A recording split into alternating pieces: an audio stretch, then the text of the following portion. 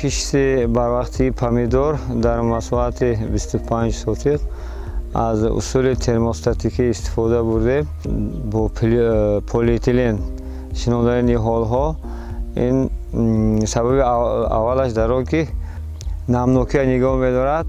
ҳам дар моҳи аввали баҳор ҳарорати замин ҳоло хунуктар аст, заминро гарм мекунад ва ба инкишофи ҳамон решаи гӯем ниҳолҳо имконият метиҳад.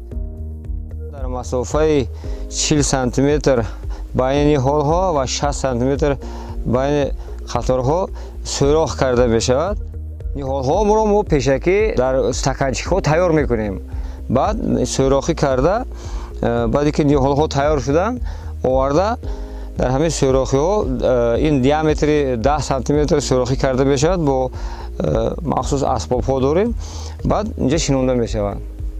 ҳангоми аз ҷоякҳо кам-кам ҷорӣ кардани об, ин клёнка бухоршавии обро нигоҳ медорад. ин маълум шуд ки аз сабаби кам бухор шудани об қариб 30-40% обро мо кам истифода бурдем.